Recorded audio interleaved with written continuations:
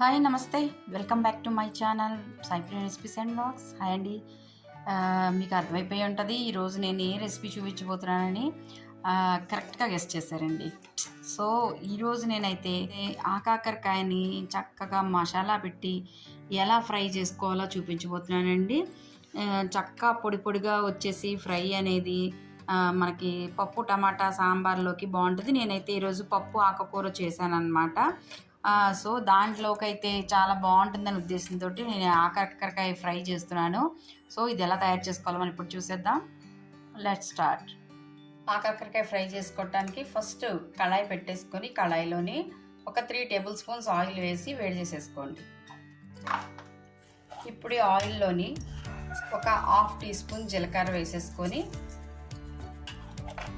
కొన్ని కరివేపాకు రబ్బలు, ఒక 1/2 టీ స్పూన్ పసుపు వేసేసుకోండి. ఇప్పుడు వెంటనే కట్ చేసుకున్న కాకరకాయ ముక్కలు వేసేసుకోవాలి. ఇప్పుడు ఈ ముక్కల్లోని ఒక 1/2 టీ స్పూన్ సాల్ట్ చల్లేయండి. దీన్ని బాగా కలిపేసుకొని మూత పెట్టేసుకొని ఒక 5 నిమిషాలు వదిలేయండి.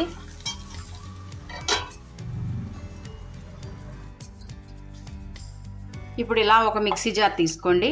ఈ మిక్సీ జార్లోని ఒక చిన్న కొబ్బరి ముక్క, చూసారు కదా చిన్న సైజు, ఈ కొబ్బరి ముక్కని ఇలా చిన్న ముక్కలుగా కట్ చేసి వేసేసుకోండి.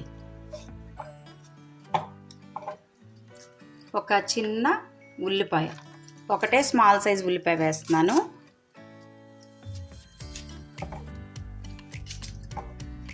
ఇంకా చిన్న ఉల్లిపాయ వేసుకున్నా కూడా ఏం పర్వాలేదు, సరిపోతుంది. 6 జీడిపప్పులు, 1 టీ స్పూన్ అల్లం వెల్లుల్లి paste, 1/2 teaspoon salt, 1 teaspoon పచ్చికారం, 1 teaspoon garam masala powder. నేను ఇప్పుడు కూడా ఇంట్లో చేసిన హోమ్మేడ్ గరం మసాలా వాడతానన్నమాట.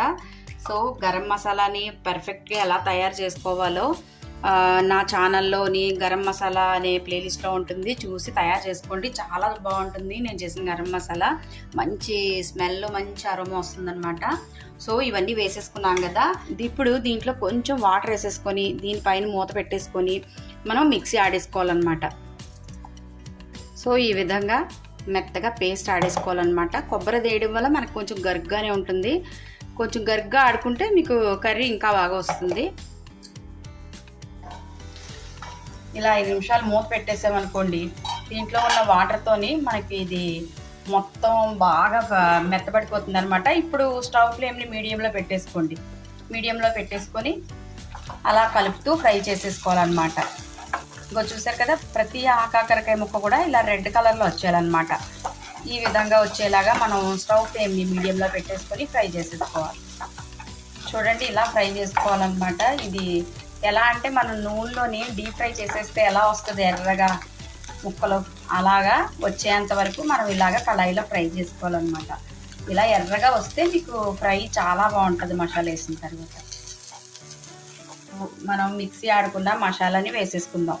అయితే మొత్తం మసాలా వేసేయకండి, మీరు వేసుకున్న క్వాంటిటీని పట్టుకొని మనం కొంచెం మసాలా ఎక్కువ తక్కువ వేసుకోవచ్చు. లేదు మేము ఎక్కువ ముద్దలాగా కలుపుకొని గ్రేవీగా తింటాము, మసాలా కలుపుకొని తింటాము అన్నంలోకి అనుకుంటే కనుక మొత్తం వేసేసుకోండి.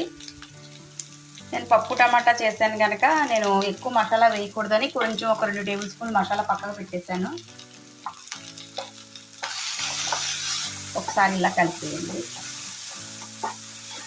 తర్వాత మనం ఈ మిక్సీ జార్ కడిగిన వాటర్ కూడా వేసేసుకోవాలి. ఇది మాత్రం చాలా ఇంపార్టెంట్. ఇలా మసాలా ఆడిన తర్వాత మిక్సీ జారు కడిగి నీళ్ళు వేసుకుంటే సూపర్ ఉంటుంది కూర.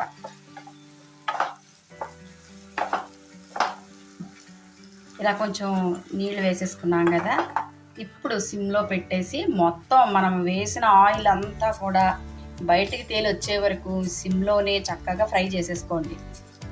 ఇలాగా ఫ్రై చేసుకోవాలన్నమాట. చూసారు కదా రెడ్గా ఎంత బాగా ఫ్రై అయిందో, మంచి కలర్ వచ్చింది ఫ్రై.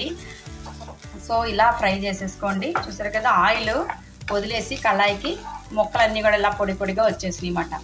ఇలా పొడి పొడిగా వచ్చేంత వరకు ఫ్రై చేసుకుంటే ఉంటుంది. ఆహా, పప్పులోకి నంచుకుంటే సూపర్ ఉంటుందండి అసలు టేస్ట్. చూసారు కదా, ఆ కాకరకాయ ఫ్రైని సింపుల్గా ఎలా తయారు చేసుకోవాలో చూపించాను. మీరు కూడా తయారు చేసి ఎలా వచ్చిందో నాకు కమెంట్ చేయండి. అంతేకాదండి, మరిన్ని వీడియోస్ చూడటానికి నా ఛానల్ని సబ్స్క్రైబ్ చేసుకోండి.